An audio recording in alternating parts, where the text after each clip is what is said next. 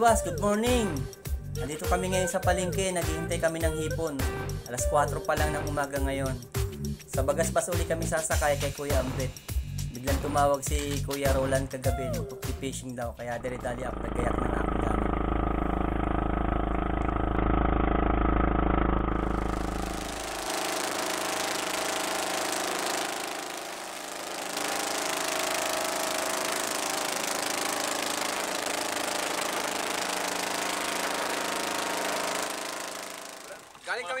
Morning mga kabiwas, andito na kami sa Anggalan. Ang kasama kong piloto si Kuya Ambet, Kuya Roland, Kuya Yojo at saka si Piping Agimat.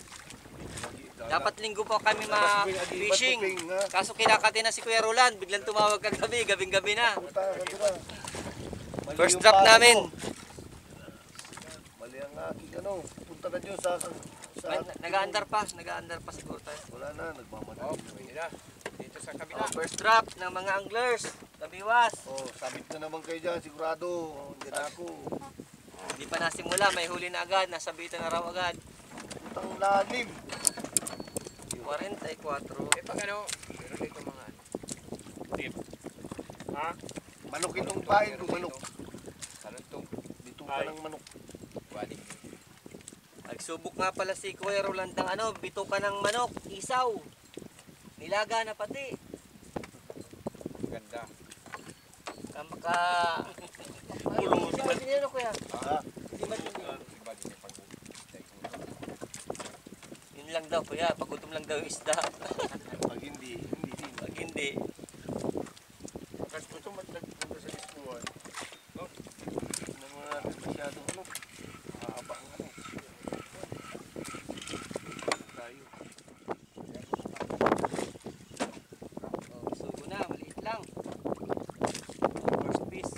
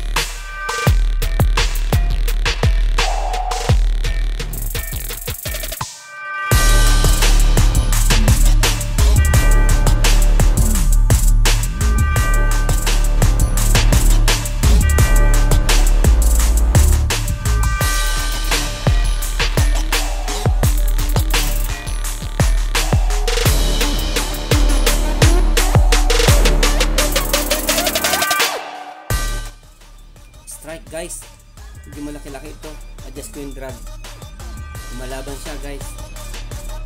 Malaking isda ito, sigurado ako. Ayun, lumalaban, sana maisampa.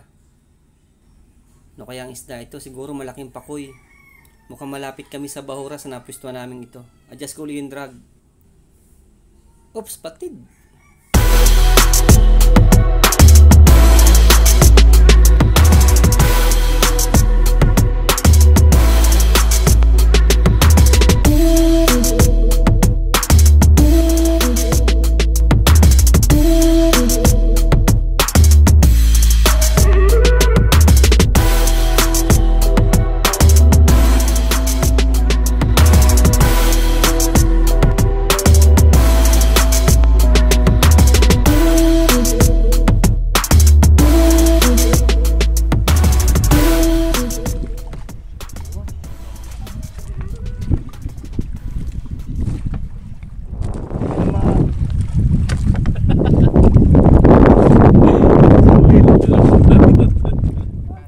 style nga pala mga kabiwas kapag nangangawil kami ng bisugo. Nagpapaanod lang kami nakasakay sa bangka. Wala itong sinipit o hindi siya nakaangkla. Diretso lang. Ito, tanghali pa lang. Medyo marami na kaming nahuli. Maganda ang panibad ngayong araw. Bagamat ilado na yung hipo namin pero mukhang sinisibad pa rin naman. Pakin kayo ito. Pagayaw ng kalaso. Ha? Pakin, dami pakin. Ayun, nakahuli si Kuya Piping Agimat. 3. Talo si Kuya Roland. Ayun, bumabi si Kuya Roland. Isang napakalaking butiti. Tikong! Naku, lagot ka kay Piping Agimat. Tatanggalan ka ng mata at bituka. Ayan mga kabiwas, may binabanton si Kuya Roland. 2. Uy, 3 yata. O 2 nga. Dalawang bisugo. Isang bisugo at saka isang butiki. Okay yan, Kuya. Malaki-laki yan Ayun, si Kuya Roland. Laki ng ngiti. Ayun, nakahuli rin si Kuya Piping Agimat. Ang lalaki ng bisugo dito, guys. Yan, sunod-sunod ang sibad. Kay Piping Agimat na naman. Oops! 2 bisugo. Isang butiki at isang bisugo. Diretso ang panibad. Ayun, papalaro uli si Kuya Roland. Ayun, laki. Bisugo. Ang laki kasi ng pabigat ni Kuya Roland. Kaya akala mo, laging 2 huli. Kakulay pati yung bisugo. Tawa si Kuya Pipi, kay Roland, ako naman ang video mo. Video. Ba, ayan. Isang butiti, isang bisugo. Yun. 2 butiti pala. Kain muna tayo. Guys, tanghalian. Muna na kayong kumain. At medyo ginutom. Aga pa, pero gutom na. Kuya Ambet. Dyan tayo uli. Sige, lipat tayo dyan mamaya. Medyo humina ang sibad, guys. Kaya lipat kami. Ito, medyo maliit na bisugo ang huli agad ni Kuya Roland. Kuya Pepe, medyo maganda. Laking bisugo. Tahimik si Kuya Jojo. Lipat. Change spot, guys. Medyo humina ang sibad. Hanap uli kami ng mas magandang spot. Ito, kabababa lang. Huli agad. Oops. Bisugo at butiti. Mahirap talaga makapuro ng bisugo dito. Laging mayroong extra na butiti. Pag hindi butiti, butiki ang ibibigay. Pero tiyagaan lang. Ayan, medyo kinakat na natin. Diretso lang panibad. Oops, bisugo uli. Biwas, pasyal kayo sa spot namin. Maganda dito. Unlimited strike kapag siniswerte ka. Pinakamababang mahuli mo, 5 kilo. Pag swerte, mahigit 10 kilo mahuli mong bisugo. Ayan, nagpapalaro si Kuya Roland saka si Kuya Pepe. Tahimik si Kuya Jojo. Pasimple-simple lang yan. Pero marami ng huli yan. Puno na yata ang cooler niyan. Kuya Ambet naman. Si Kuya Ambet, ang pinapahain niya, hinilap na na butiki. Pero masiba din. Maraming nahuli si Kuya Ambet. Siya yung aming piloto. Ito, huli ko naman. Bisugo. Ito palang spot namin, guys. Malapit lang kami sa Calaguas Group of Island. Kung tawagin itong pinakamalapit sa aming isla ay Anggalan. Inggalan yata sa mapa ito makikita. So, paikot-ikot lang kami. Ang distance namin dun sa isla, dun sa Anggalan, siguro mga 5 to 7 kilometers. Kapag mahina ang sibad, papaagos kami papunta dun sa may sulong bato. Doon medyo malalaki rin ang ang bisugo, pero medyo madalang siya sumibad. Meron kami ditong mga binabalik-balikan na best spot namin. Siguro 4 na spot yan. Kapag wala na kami mapunta, pinupuntahan namin yon. Ganon din, patuloy kami nag-explore ng mga lugar kasi may hinahanap kami ditong bahura. Sana mamaya matagpuan na namin. Naka 3 balik na nga. Ito nga pala, guys, yung huli ko, mag-aalaw na ng hapon. Puno na. Kailangan bawasin na uli yung mga kalaso. Ipapamigay na naman at wala nang malalagyan. Pag hindi ko kasi binawas yung kalaso, wala na, mabubulok yung ibang isda. Sayang naman. Kaya swerte nung katabi ko, lagi nakakaharbis ng mga butiki. Nakadikit ang pain mo sa leader line. Dito sa wala, lahat bus. Baka may Pinaanan ng isang magandang pamahingi. Isang magandang alaala. Ayaw na akong palipaano yung panahat. Diba? Ikaw na lang. Bakit ikaw? Doon nga pala sa mga nagtatanong kung pwede silang sumama sa amin. Pwede po. I-add nyo lang po kami sa chatroom namin. add nyo muna ako sa Phil Golden Facebook account ko, and then i-add ko kayo dun sa GC. Nag-schedule sila at least once a week na paglabas ng pagpipishing. 3 hanggang 4 na tao sa bawat bangka. So kung higit sa 4 ang kasama, nagdadagdag kami ng bangka, kaya wala pong problema kung mas marami, mas maganda, mas masaya. Set up nyo lang po yung mga fishing rod ninyo at fishing gear pang bisugo. Kasi talaga itong target species natin dito sa area natin sa Daet, Camarines Norte. Hindi pa kami makakuha ng ibang target species na pwedeng pagtiyagaan. Guys, ang laki. Sandali lang guys, pasirit muna tayo. Kalaking isda nito. Tumatakbo siya guys, humahatak. Adjust ako ng drag. Yun, malakas talaga. Di kaya. Sana hindi makapatid katulad nung kanina. Palaruin kita ng matagal. Kaya bet, hawakan mo ito. Pag na hawakan mo sa buntot hawak agad. Pakiangat mo na ibang nylon at lumalaban. Mukhang nasa bahura na tayo. Tansya ko, pakuy ito. Kasi mabagal yung takbo niya na mabigat. Yun, buti na i-adjust ko agad yung aking drag. Kung hindi, mapagaya kanina, napatid.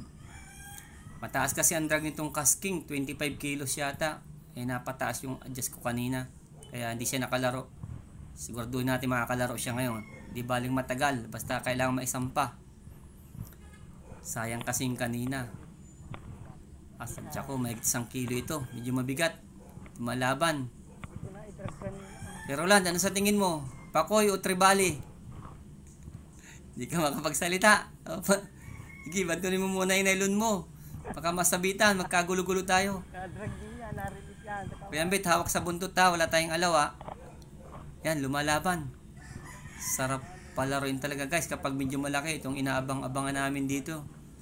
Bihira man, pero once na nakaisa ka, talagang swabe. Laking gala kapag naisampa. Medyo nakakakaba kasi lumalaban talaga siya, maliit yung nylon. Ayan. Hindi siya mabibigla guys, talagang lumalaban. Ano kaya ito? Talakitok o kaya pakoy? Pero tansya ko pakoy kasi talakitok masyadong malaro. Ito naka-steady lang minsan. Pero kaya naman, umaangat siya kahit pa kunti-kunti. Nakatakot na persen kasi mapagaya na naman kaninang nakapatid. Yan. Okay Malaban pa siya guys. Palaruin lang natin, pagodin natin. Dandahan. Oops, medyo malapit na. Kuya Ambit, kita na ba? Ready ka Kuya Ambit? Sana mahawakan mo agad sa buntot. Ayan na. Sige, Kuya Roland. Oops, sumabit sa'yo Kuya Roland. Lulusan mo muna yung nylon mo. Ayan, hawakan ni Kuya Ambit. Oops, sala. Kuya Ambit, sa may buntot. Ang laking pakoy. Yahoo!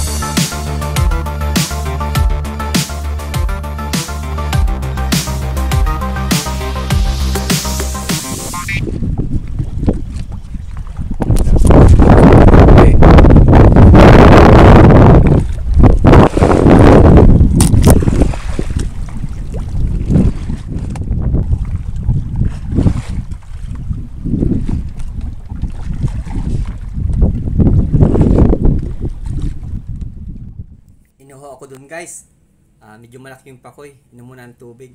Siya nga pala, may bago kaming spot. Pagkahuli namin ng pakoy, sumapit kami sa mga bahura. Nakuha namin yung hinahanap naming bahura.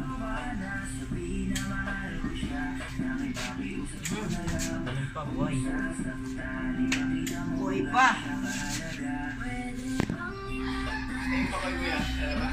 Sige, ilabas mo. Matimbang natin. Yan.